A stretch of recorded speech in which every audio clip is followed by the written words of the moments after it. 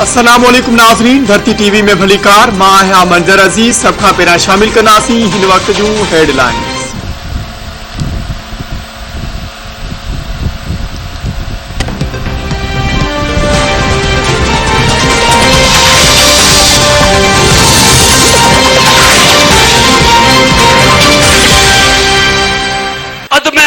की जंग का सिर्फ एक मकसद है। जिस तरह जनरल मुशर्रफ ने इनकी करप्शन के केस माफ किए थे, इमरान खान भी वो कर दे। जिस दिन मैंने इनके करप्शन के केस माफ किए, मैं पाकिस्तान से सबसे बड़ी गद्दारी करूंगा। अल्लाह ने आपको किसी को ये इजाजत ही नहीं दी कि जब अच्छे और बुरे की जंग हो तो आप कहें जी मैं पीछे खड़ा हूं, मैं तो न्यूट्रल हूं, मैं तो किसी के साथ नहीं हूं। कभी ये नहीं होता कि एक भगोड़ा जो मुल्क छोड़ के झूठ बोल के भाग जाए। जिन माशरों में अमर बिल मारूफ के ऊपर लोग अमल करते हैं, इस आदमी के लिए मीडिया तो छोड़ो, उसकी अपनी पार्टी छोड़ जाए उसको।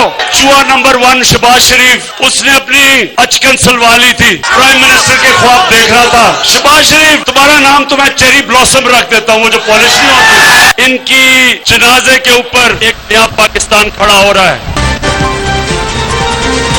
जेकॾहिं मूं हिननि खे एनआरओ ॾेई छॾियो त इहा मुंहिंजी पाकिस्तान लाइ वॾी गद्दारी हूंदी।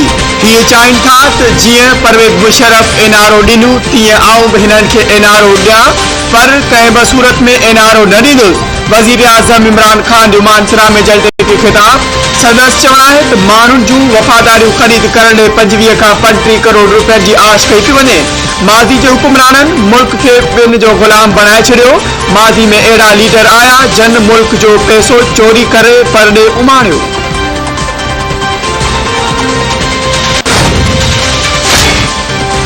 गॾियल मुखालिफ़ धुर पारां क़ौमी असेंबली जो इजलास बिना कार्रवाई जे मुलतवी करण, आर्टिकल 6 जी भंगकड़ी करार। स्पीकर ते सख़्त तनक़ीद। बिलावल भुट्टो ज़रदारी चयो आहे त वज़ीर आज़म अक्सरियत विञाए वेठो आहे।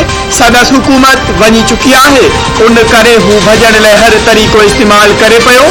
खेसि भॼण न ॾींदा। शहबाज शरीफ चयो आहे त स्पीकर खे 14 ॾींहंनि अंदरि इजलास घुराइणो हो, पर हिन वक़्त ते न घुरायो। अॼु इजलास घुराए ॿीहर मुलतवी करण आइन जी आर्टिकल 6 जी भंगकड़ी आहे।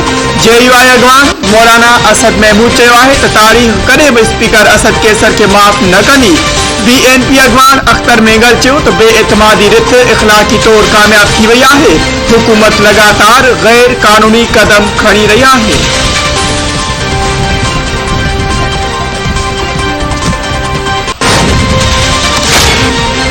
क़ौमी असेंबली जे इजलास में बेएतमादी रिथ ते अगबराई न थी। इजलास 28 मार्च शाम 6 वॻे ताईं मुलतवी। क़ौमी असेंबली जे स्पीकर मरहूम मेंबरनि लाइ फातह ख़्वानी खां पोइ इजलास मुलतवी करे छॾियो। इजलास में अॻूणे सदर रफ़ीक तारड़, सेनेटर रहमान मलिक, पिशावर साने में लाडाणू करे वियल ऐं ॿियनि मेंबरनि लाइ दुआ घुरी वई। Speaker Asad Qaiser opposition leader Shahbaz शरीफ खे ॻाल्हाइण जी इजाज़त न ॾिनी। एलाइज भी तो मिल सकते हैं ना, और एलाइज बना सकते हैं। कितने फीसद कॉन्फिडेंट है आप?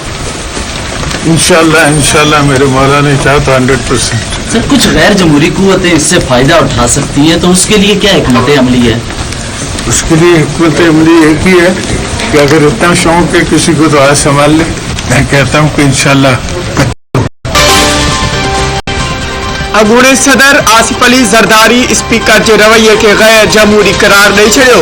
आसिफ अली ज़रदारी जो चवणु आहे त असद कैसर जमहूरी कदम खणे त ॻाल्हियूं थी सघनि थियूं। स्पीकर साढनि 3 सालनि खां अहिड़ो ई रवैयो रखियो वेठो आहे। बेएतमादी रिथ 100% कामयाब थींदी। स्पीकर रिथ पेश करण न ॾिनी त एहतजाज कयो वेंदो। जेको बि थींदो इत्तेहादी सां गॾिजी थींदो।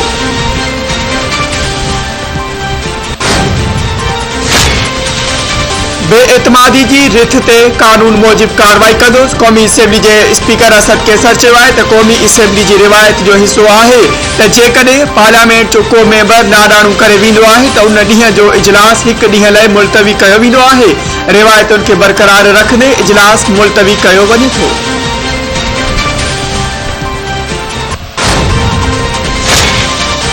आइन में किथे भी वाज़े न आहे तो पार्टी से वफादार रहणो आहे या न। पार्टी में जमहूरियत हुजे तो आर्टिकल 63A जी जरूरत ही न हुजे। हाँ, पार्टी पॉलिसी सां इख्तिलाफ़ रखंदड़ इस्तीफ़ा छोड़े आर्टिकल 63A जी तशरीह सदारती रेफरेंस ते ॿुधणी दौरान सुप्रीम कोर्ट में जजनि जा remarks. Chief justice Umar Ata Bandial चयो त ज़ाती मफ़ादनि लाइ पंहिंजनि माण्हुनि खे छॾणु बेवफ़ाई आहे। जस्टिस मदर आलम अटॉर्नी जनरल के मुखातिब थी चयो त अञा त कंहिं बग़ावत कई बि नाहे, तव्हां रेफरेंस खणी आया आहियो। अटॉर्नी जनरल अरिड़हीं तरमीम ते थियल पार्लियामानी बहस अदालत में पेश करे छॾियो।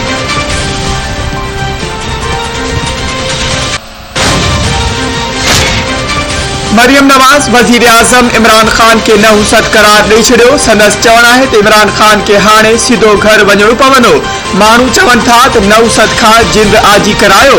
इमरान खान रोज़ चवंदो आहे त वटसि सियासी पता आहिनि, हाणे हू कंहिं ॿिए खे आवाज़ ॾेई रहियो आहे त मूंखे बचायो। इमरान खान जी हिसाब ॾियण जो वक़्तु अची वियो आहे। इमरान खान जो इक़्तिदार वञण वारो आहे, हाणे सभिनी खां एनारो घुरी रहियो आहे। इत्तेहादियुनि सां बि हथ मिलाइण पसंदि न कंदड़ अॼु वोट लाइ जुतियूं घसाए पियो। सीट बेल्ट ॿधी छॾियो। जहाज़ पुराणे पाकिस्तान में लैंड करण वारो आहे।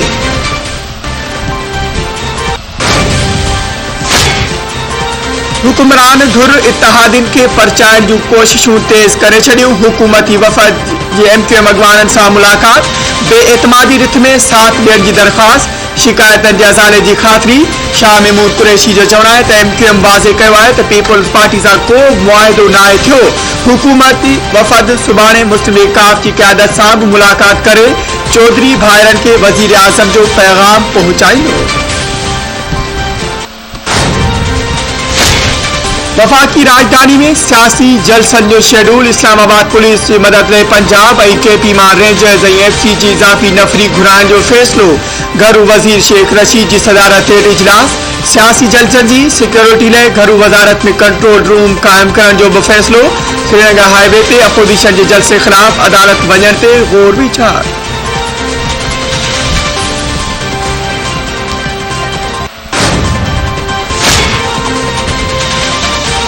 काफ़िला अची रहिया आहिनि, अची रहंदा, रस्ते में रंडक न बणिजो, बदमाशी सां कमु न हलंदो। JUI जे सेक्रेटरी जनरल सेनेटर मौलाना अब्दुल गफूर हैदरी चयो आहे त हुकूमत टकराव चाहे थी। PDM 3-4 महीना अॻु इस्लामाबाद में जलसे जो ऐलान कयो हो। छा ज़रूरी हो त हुकूमत बि जलसो करे?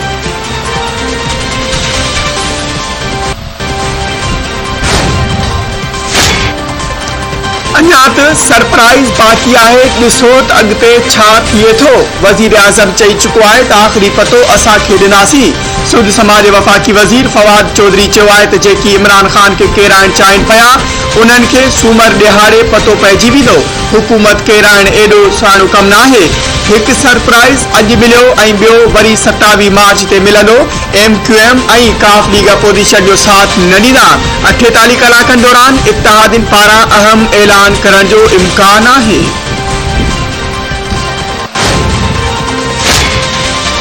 पीपुल्स पार्टी सिंध पारां शहीद ज़ुल्फ़कार अली भुट्टो जी 43 वर्सी ज़िले हेडक्वार्टर में मल्हाइण जो ऐलान। निसार अहमद खोड़े जो चवणु आहे त 4 अप्रैल ते वर्सी जो तक़रीबूं रमज़ान शरीफ़ समेत ज़िले हेडक्वार्टर में अफ़्तार जे मौक़े ते मुनक़िद करे शहीद ज़ुल्फ़कार अली भुट्टो खे भेटा पेश कई वेंदी। संदसि चवणु आहे त पीपुल्स पार्टी आसिफ अली ज़रदारी तरफ़ां सुप्रीम कोर्ट में दाख़िल शहीद भुट्टो जी फाही खे अदालती करार ॾियण बाबति रेफरेंस ते अञा ताईं फ़ैसिले जे इंतज़ार में आहे। इस्लामाबाद जे सेक्टर 11 में नारी ऐं नौजवान ते तशद्दुद ऐं गैर इख़लाक़ी वीडियो ठाहिण जे केस में उस्मान मिर्ज़ा समेत 5 जवाबदारनि खे उम्र क़ैद जी सज़ा। इस्लामाबाद जे एडिशनल सेशन कोर्ट केस जो फ़ैसिलो ॿुधाए छॾियो।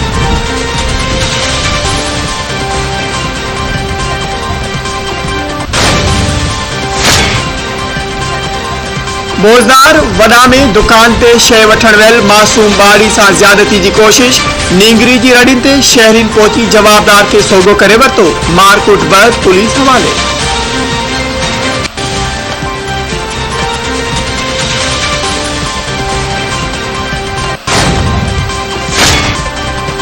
मिठी थाणे जे लाकअप में चोरी जे इल्ज़ाम हेठि गिरफ़्तार रायलो वासी पोरियत फोत। भागचंद जे फोत थियण बैदि पुलिस थाणे जा दरवाज़ा बंदि करे छॾिया। फोती भागचंद मेघवार जे वारसनि जो एहतजाज। जुडिशल मैजिस्ट्रेट जी मौजूदगी में SHO मिठी, सुकुमार मंगरो ऐं ॿियनि ते केस दाख़िल। लाश पोस्टमार्टम लाइ अस्पताल मुंतक़िल।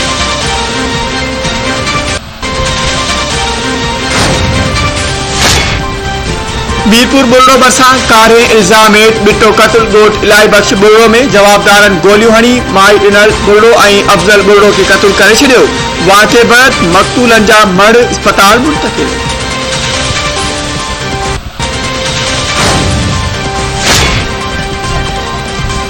मीरपुर खास मां मुबैना तौर अगवा थियल नींगरी जुमशाही मां बाज़ियाब जवाबदार फरार। माहिनूर जो चवणु आहे त मासी साहिब खातूं ऐं संदसि मुड़ुसु उस्मान साथियुनि सां गॾिजी अगवा करे ज़बरदस्ती शादी कराइण पिए चाहियो। पुलिस छापो हणी बाज़ियाब करायो आहे।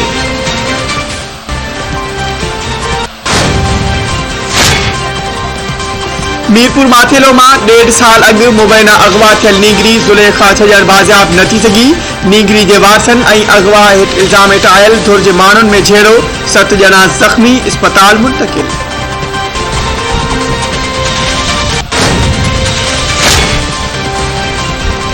लाड़काने जे अयूब कॉलोनी में मुबैना तौर जिनसी ज़्यादती जी कोशिश दौरान मुज़ाहिमत तशद्दुद जो निशानो बणियल 6 ॿारनि जी माउ खे मेडिकल चेकअप लाइ चाणका अस्पताल आंदो वियो। किरण शाहानी मुतालबो कयो आहे त बाअसर जवाबदारनि खे गिरफ़्तार करे तहफ़ुज़ ऐं इंसाफ़ फ़रहाम कयो वञे।